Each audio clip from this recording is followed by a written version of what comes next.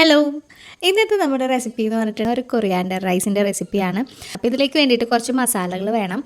ഒരുപാടൊന്നുമില്ല കേട്ടോ. 2 ഏലക്ക, കറുവപ്പട്ട, ഗ്രാമ്പു, പിന്നെ ഒരു മീഡിയം സൈസിലുള്ള സവാളയും കൂടെ സ്ലൈസ് ചെയ്ത് വെച്ചിട്ടുണ്ട്. അപ്പോൾ വെളിച്ചെണ്ണ ഒന്ന് ചൂടാക്കിയിട്ട് വെളിച്ചെണ്ണയുടെ ഒപ്പം തന്നെ 1 ടീസ്പൂൺ അളവിൽ നെയ്യും കൂടെ ചേർത്ത് കൊടുത്തിട്ടുണ്ട്.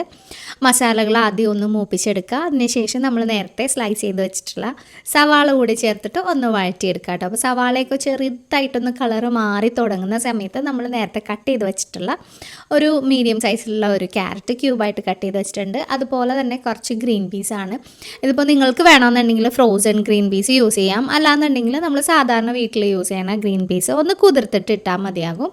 അപ്പോൾ കുതിർത്തിട്ടും കൂടി ഇടാകുമ്പോൾ അതൊന്ന് ജസ്റ്റ് ഒന്ന് വഴണ്ട് വരുന്ന ആ ഒരു സമയത്ത് നമുക്കിതിലേക്കുള്ള മല്ലിയിലേക്ക് ഒന്ന് അരച്ചെടുക്കണം.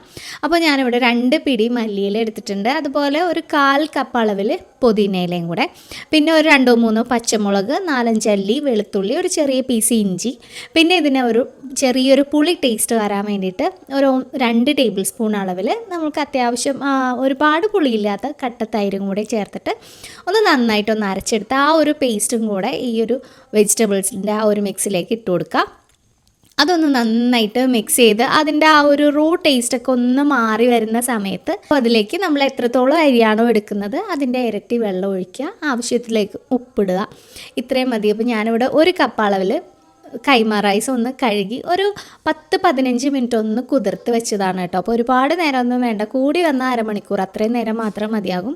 അപ്പോൾ വെള്ളമൊക്കെ നന്നായിട്ട് തിളച്ചിട്ടുണ്ട്. തിളച്ച് കഴിയുമ്പോൾ നമ്മൾ നേരത്തെ കഴുകി നന്നായിട്ട് വെള്ളമൊക്കെ കളഞ്ഞു വെച്ചിട്ടുള്ള റൈസും കൂടി അതിലേക്ക് ഇട്ടിട്ട് ചെറുതായിട്ടൊന്ന് മിക്സ് ചെയ്ത് ഇതൊന്ന് കവർ ചെയ്ത് വെക്കണം. അപ്പോൾ കവർ ചെയ്ത് വെച്ചിട്ട് നമ്മൾ വിസിലിടുന്നത് എപ്പോഴും നമ്മളുടെ നെയ്ച്ചോറ് നല്ല അടിപൊളിയായിട്ടിരിക്കാൻ വേണ്ടിയിട്ട് നന്നായിട്ട് പ്രഷറിൽ വിസിൽ വരുന്ന സമയത്ത് ആ ഒരു വിസിൽ നമ്മൾ അങ്ങോട്ട് ഇട്ട് കഴിഞ്ഞിട്ട് അതങ്ങ് ഓഫ് ചെയ്ത് വെക്കാം കേട്ടോ.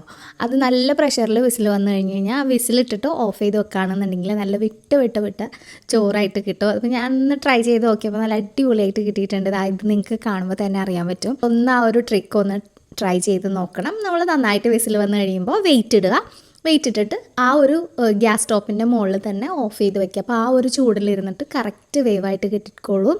ഒട്ടും തന്നെ അടിയിലും പിടിക്കില്ല, കറക്റ്റ് വേവായിട്ട് കിട്ടും കേട്ടോ. അപ്പോൾ നല്ല എളുപ്പത്തിൽ തയ്യാറാക്കാൻ പറ്റുന്ന ഒരു ഈസി ലഞ്ച് ബോക്സ് റെസിപ്പിയാണ്. അപ്പോൾ നിങ്ങൾക്ക് കുട്ടികൾക്കാണെന്നുണ്ടെങ്കിൽ സ്കൂളിലൊക്കെ കൊടുത്തു വിടാൻ അപ്പോൾ അത്യാവശ്യം വെജിറ്റബിൾസും അവർ കഴിച്ചോളും. നല്ലൊരു ടേസ്റ്റി ആയിട്ടുള്ള ഒരു റൈസാണ്. അപ്പോൾ തീർച്ചയായിട്ടും ഒന്ന് ട്രൈ ചെയ്ത് നോക്കുക. ട്രൈ ചെയ്ത് നോക്കിയിട്ട് ഫീഡ്ബാക്ക് അറിയിക്കുക.